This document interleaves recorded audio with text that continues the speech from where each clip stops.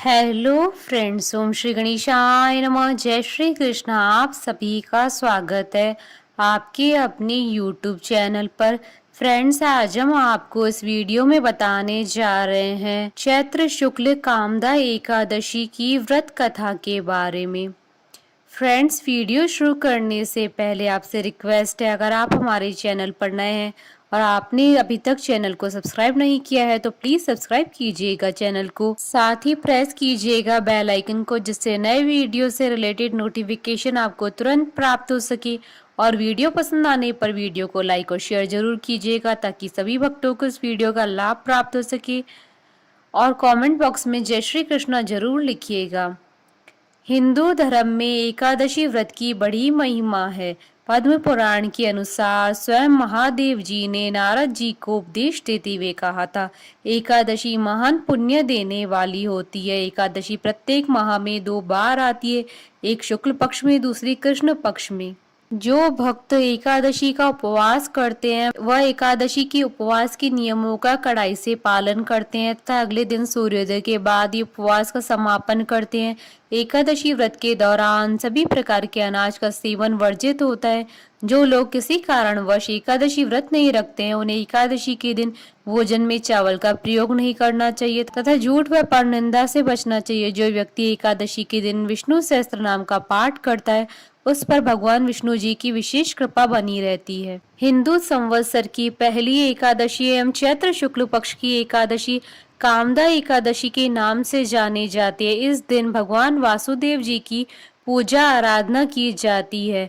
हिंदू धार्मिक शास्त्रों के अनुसार कामदा एकादशी का व्रत करने वालों की सभी मनोकामनाएं पूर्ण हो जाती है। इस व्रत के प्रभाव से व्यक्ति के समस्त पाप नष्ट हो जाते हैं। इस दिन जो भी व्यक्ति श्रद्धा के साथ व्रत रखता है उसकी सभी मनोकामनाएं पूर्ण होती है। इस दिन पवित्र नदियों में स्नान करना शुभ माना जाता है। कामदा एकादशी के दिन कामदा एकादशी की व्रत कथा पढ़ने या सुनने से वाजपेयी यज्ञ का पुण्य प्राप्त होता है। इस एकादशी का उल्लेख विष्णु पुराण में भी किया गया है। इस व्रत को करने से जीवन की सभी समस्याओं का समाधान हो जाता है। सभी मनोकामनाओं को पूर्ण करने के कारण इस एकादशी को फलदा एकादशी के नाम से भी जाना जाता है। फ्रेंड्स, अब आइए आरंभ करें कामदा एकादशी की व्रत कथा।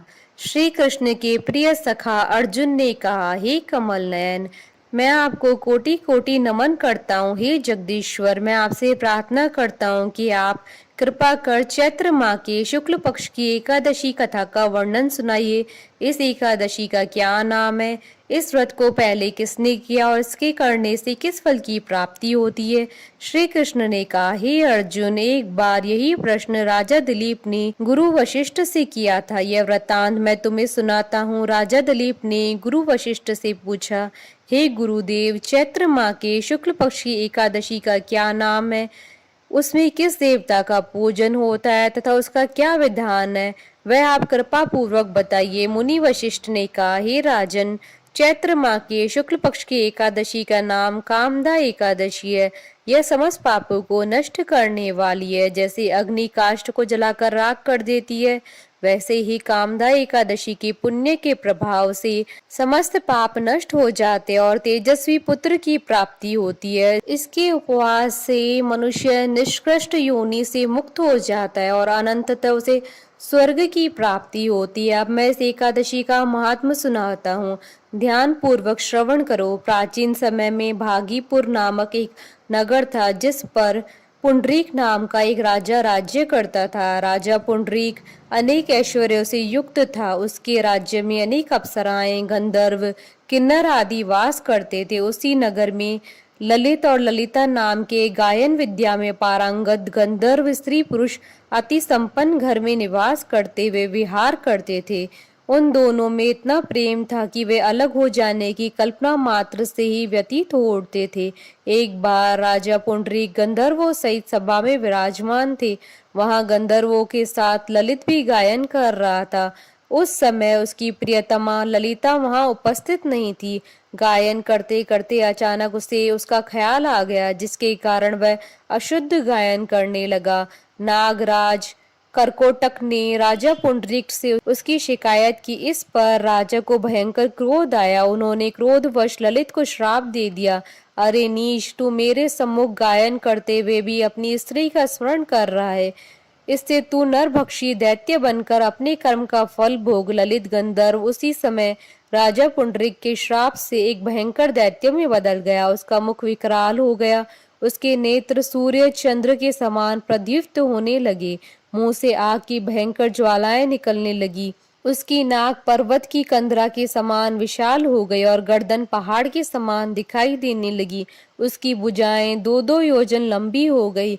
इस प्रकार उसका शरीर 8 योजन का हो गया। इस तरह वह राक्षस बन जाने पर भी अनेक दुख भोगने लगा। अपने प्रियतम ललित का ऐसा हाल होने पर ललिता अथाह दुख से व्यतीत हो उठी। वह अपने पति के उद्धार के लिए विचार करने लगी कि मैं कहाँ जाऊं और क्या करूं, किस जतन से अपने पति को इस नरक तुल्य कष्ट से मुक्त कराऊं। राक्षस बना ललित घोर वनों में रहते हुए अनेक प्रकार के पाप करने लगा। उसकी स्त्री ललिता भी उसके पीछे पीछे जाती और उसकी हालत देखकर विलाप करने लगती। एक बार वह अपने पति के पीछे पीछे चलते हुए विंध्याचल पर्वत पर पहुंच गई। उस स्थान पर उसने श्रृंगी मुनि का आश्रम देखा। वह शीघ्रता से उस आश्रम में गई और मुनि के सामने पहुंचकर दंडवत प्रणाम कर विनीत भाव से प्रार्थना करने लगी। हे महर्षि, मैं वीरधनवा नामक गंधर्व की पुत्री ललिता हूँ। मेरा पति राजा पुंडरीक के श्राप से एक भयंकर दैत्य बन गया है। उससे मुझे अपार दुख हो रहा है। अपने पति के कष्ट के कारण मैं बहुत दुखी हूँ। हे मुनि श्रेष्ठ, कृपा करके आप उसे राक्षस योनि से मुक्ति का कोई उपाय बताइए। समस्त वृतांत सुनकर मुनि श्रृंगी ने कहा, हे पुत्री, चैत्र माह के शुक्ल पक्ष की एकादशी का नाम कामदा एकादशी है। उसके व्रत करने से प्राणी के सभी मनोरथ शीघ्र ही पूर्ण हो जाते हैं। यदि तू उसके व्रत के पुण्य को अपने पति को देगी तो वह सहज ही राक्षस योनि से मुक्त हो जाएगा और राजा का श्राप शांत हो जाएगा। ऋषि के कहे अनुसार ललिता ने श्रद्धा पूर्वक व्रत किया और द्वादशी के दिन ब्राह्मणों के समक्ष अपने व्रत का फल अपने पति को दे दिया और ईश्वर से प्रार्थना करने लगी, हे प्रभु, मैंने जो भी उपवास किया है उसका फल मेरे पति देव को मिले, जिससे उसकी राक्षस योनि से शीघ्र मुक्ति हो। एकादशी का फल देते ही उसका पति राक्षस योनि से मुक्त हो गया और अपने दिव्य स्वरूप को प्राप्त हुआ। वह अनेक सुंदर वस्त्रों तथा आभूषणों से अलंकृत पहले की भांति ललिता के साथ विहार करने लगा। कामदा एकादशी के प्रभाव से पहले की भांति सुंदर हो गया और मृत्यु के बाद दोनों पुष्पक विमान पर बैठकर विष्णु लोक को गए। हे अर्जुन, इस उपवास को विधान पूर्वक करने से सभी पाप नष्ट हो जाते हैं। इस व्रत के पुण्य से मनुष्य ब्रह्म हत्या आदि के पाप और राक्षस योनि से मुक्त हो जाता है। संसार में इससे उत्तम कोई दूसरा व्रत नहीं है। इसकी कथा व महात्म्य की श्रवण व पठन से अनंतता फलों की प्राप्ति होती है। कथा सार, प्राणी अपने सुखों का चिंतन करे यह बुरा नहीं है, किंतु समय असमय ऐसा चिंतन प्राणी को उसके दायित्वों से विमुख कर देता है, जिससे उसे भयंकर कष्ट भोगने पड़ते हैं। गंधर्व ललित ने भी राक्षस होकर निंदित कर्म किए और कष्ट भोगे, परंतु भगवान श्री हरि की अनुकंपा का कोई अंत नहीं है। बोलिए भगवान विष्णु की जय, सनातन धर्म की जय। हमारे साथ इस वीडियो में अंत तक बने रहने के लिए आपका धन्यवाद। ओम श्री गणेशाय नमः। जय श्री कृष्ण।